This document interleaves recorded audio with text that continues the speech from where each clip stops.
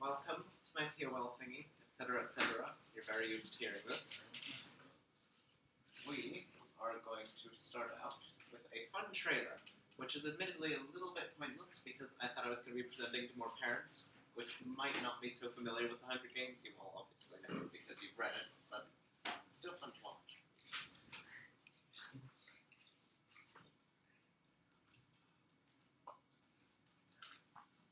Is it plugged into your audio?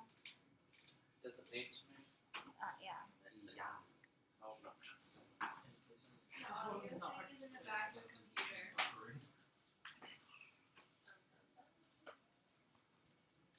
This thing has to.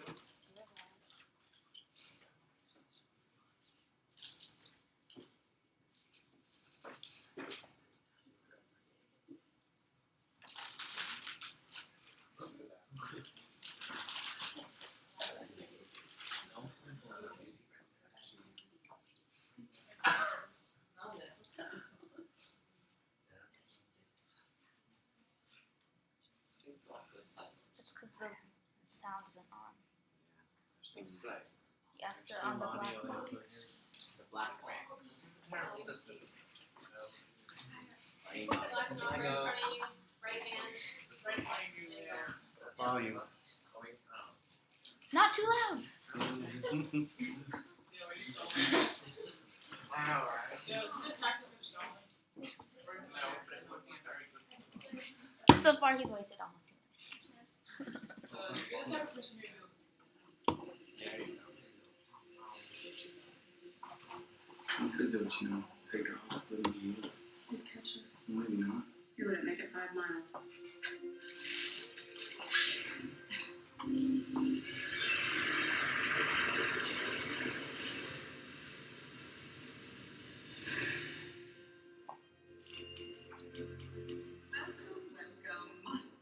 The time has come to select one courageous young man and woman for the honor of representing District 12 in the 74th Annual Hunger Games. It's your first year. My name's only been in there once. Come on.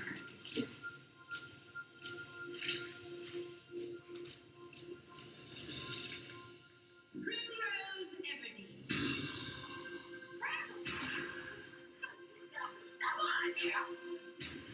I volunteer as tribute. Our tributes, Peter Bernard and Katniss Everdeen. They just want a good show. That's all they want. There's 24 of us, Cal. Only one comes out.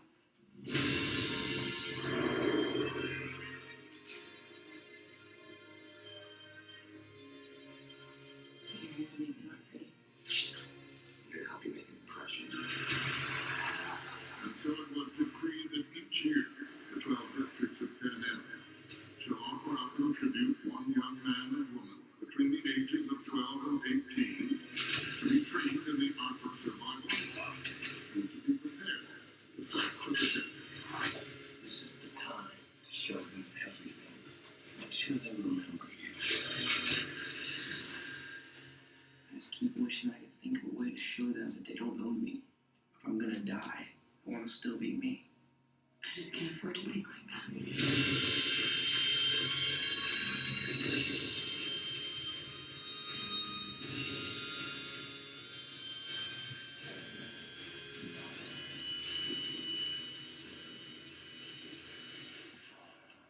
Four, three, two, one.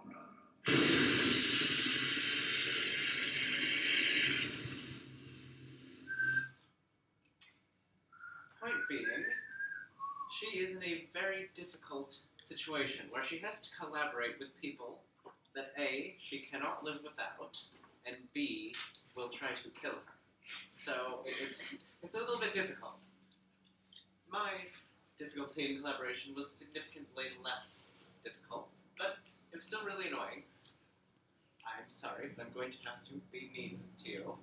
He was my partner for the ostensibly Civil War project, and I kind of hated him a bit. And I know they say hate is a strong word. Hate is exactly how I felt at that time. And he was kind of bossy, and like any self-respecting teenager, I ignored the bossy person. And then the bossy person just got really mad at me, and then I just got more mad at him. It was kind of horrible. And then I kind of decided to just shut up, and that helped. And everything went smoothly from then on.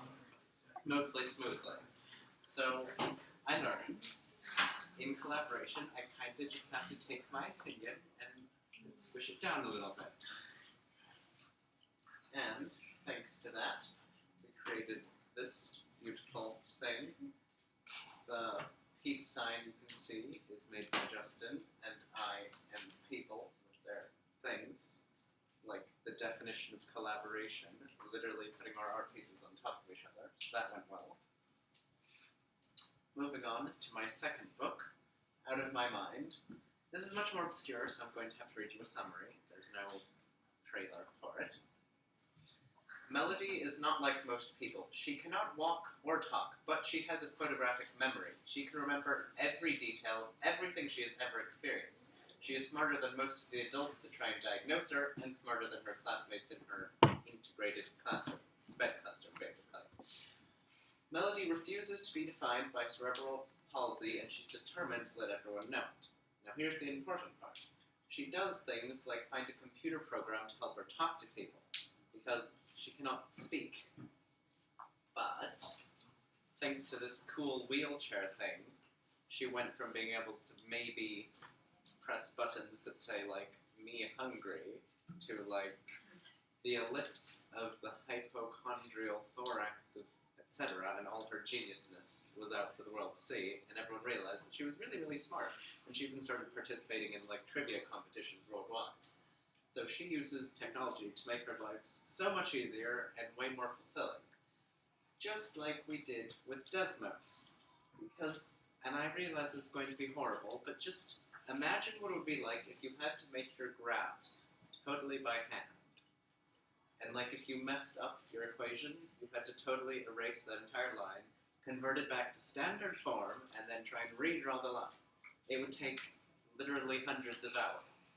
Desmos, you literally just put your cursor somewhere, backspace a little, change something, the graph changes right before your eyes. Very easy. Why make life harder than it needs to be? Much equation, such beauty. This is also going to be fun. Our next trailer.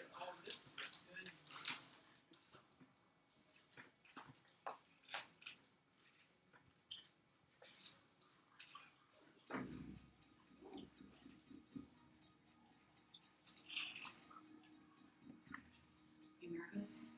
For you? For your test? No. I was terrified. The only way our society can survive is for each of you to claim your rightful place. Today you will take a test that will help you discover who you truly are. The future belongs to those who know where they belong. You ready?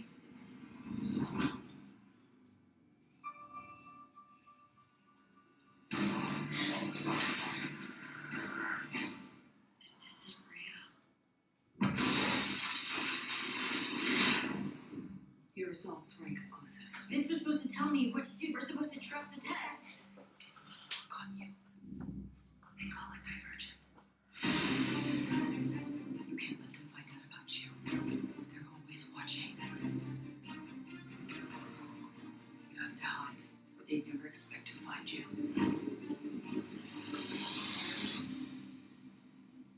Welcome to Dominus. 2 stages of training. The first is physical. Push your bodies to the breaking point. You're never gonna win, not like that. It's good to know. Keep tension here, okay? The second is mental. Face your worst fears and conquer them. You made a mistake choosing Thomas. We'll find out about you. I know what you are. It's been a long time since I could trust anyone. I don't want to be just one thing. I want to be brave and selfless and intelligent and honest and kind. If you want to survive, follow me. Divergence threatens until they're removed. We have to fight back.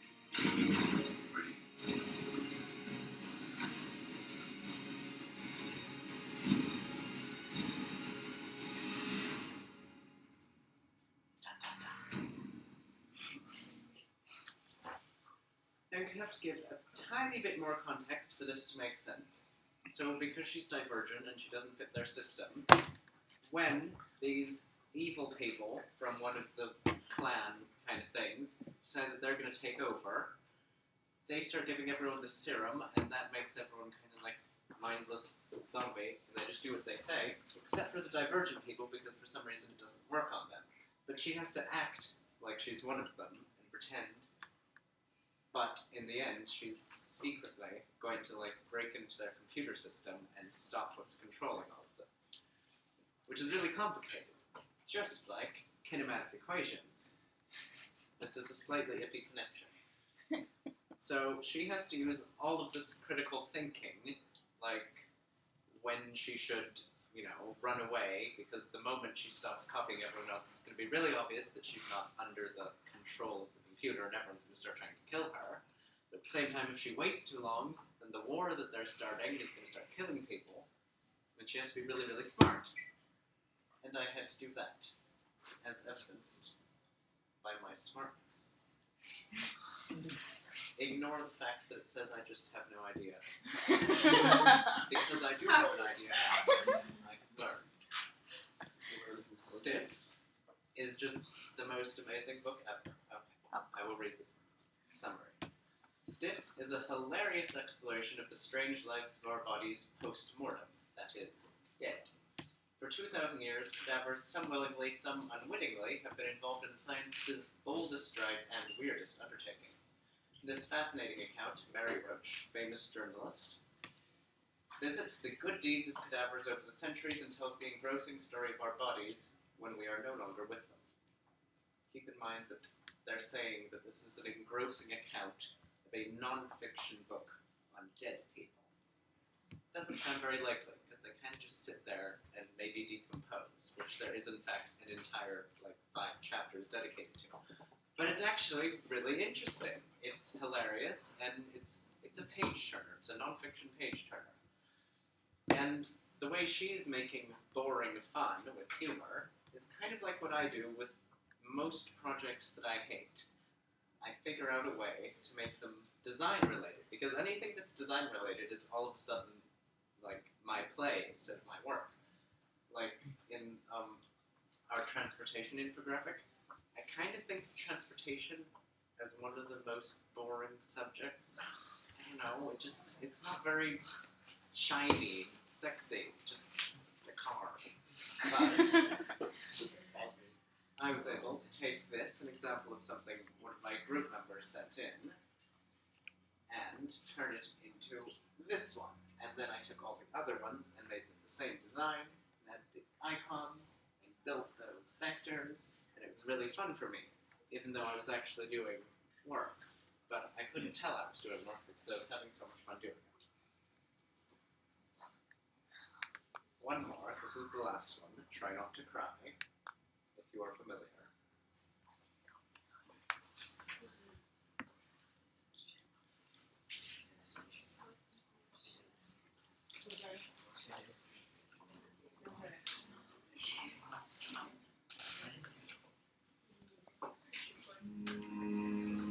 What's that?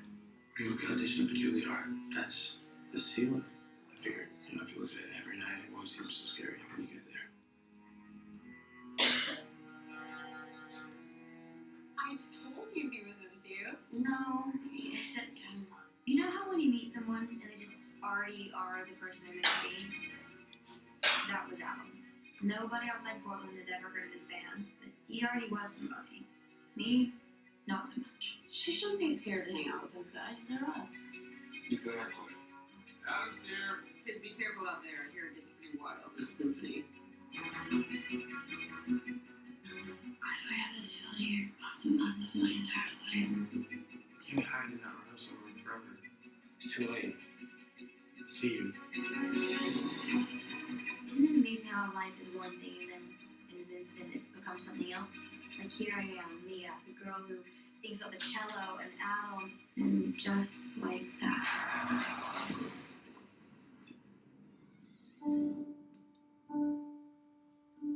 Mom! Daddy!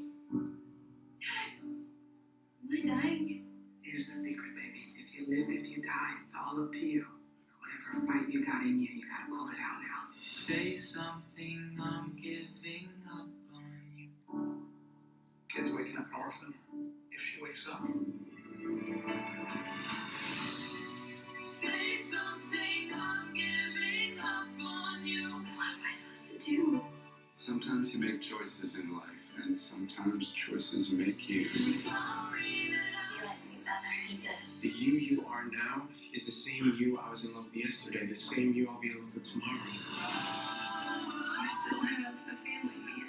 I can't lose her. Say something, I'm giving up on you. Life is this big, fat, gigantic, stinking mess. That's the beauty of it, too. I'm still here, and I'm crazy in love with you. Please stay.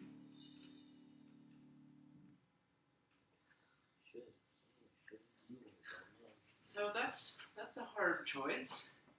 If you die, your boyfriend is incredibly depressed, probably won't really want to go into relationships anymore for the rest of his life, be traumatized. That's pretty horrible. You don't get to live anymore, but on the other hand, you wake up, your entire family's dead, you might be paraplegic, you might not be able to play the cello anymore, which is your whole life. I mean, at first you think, of course she should wake up if she gets to choose to live, but there's not that much for her to live for. Now, hard decisions for me are different than hard decisions for other people. Like for me, if I could sleep, or I could work, or like maybe if I went to bed early but then I woke up, or maybe if I did lots of homework but then I could sleep in more, and then I'm thinking about this for 2 hours, and I haven't done any work yet, and then I have to sleep, and then I'm losing sleep, and I also haven't done any work. This is the sort of thing that happens to me. This is what's hard for me. But I'm getting better at making those hard choices and just choosing to work and not sleep like I am right now making this Prezi. I want to be sleeping, but instead I'm writing this. Aren't I amazing? And that is the end. Thank you very much.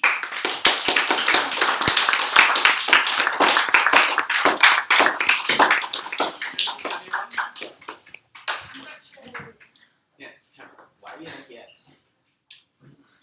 Like, what's your reason? That's Or why you joined NPS so young? That really is a good question, because I do love lectures and stuff.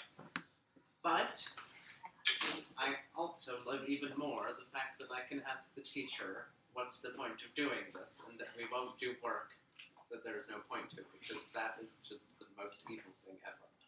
So I just really appreciate that we get to do work, that it usually has a significant benefit that we actually learn a lot from, or even just a little one. Yes, Kylie. Your Prezi looks really good. How long did it take you to do that? Like 30 minutes with someone else's help, but still not very long. It was kind of another rushed thing, another hard decision. Do I make it amazingly beautiful, or do I just rush through and make an okay one? Justin. So, wait, for like your trailer thingy? Yeah. So you read those books? Of course. Though I didn't actually read them, not all of them that recent. But I did read them, and I really did like them. And I also liked the fact that everyone knew them, and I wouldn't have to explain them entirely to everyone. They're popular culture books, so that made them better choices. Except for Stiff. I just had to include Stiff because I love it so much. Yes? Anyone? Yes. Stiff. I think one of the reasons I love teaching MPX is because I get to give opportunities for students to rise above the basic expectation and explore things that they care about and really run with, things that they like. So I saw you did that this year with the infographic, right? You were into it, and I really love what you said about taking that assignment and Making seeing the fun. design in it and seeing where you can design. Yes. Can you talk a little bit about the free choice book assignment, which is 30 books over the year, and have you used that in any way to go beyond? And I just have such a disappointing answer for this. But no, not really. I'm not like those two that have read 200 books or something already. Thank you, Leo. I'm not reading that many. And not even really reading more books than I normally would read. I mean, I guess I'm writing down the fact that I read them is really the only difference. That sort of assignment never really clicked with me. Probably because just what I do anyways. So, yes, feedback. That didn't work for me. It probably worked for most people.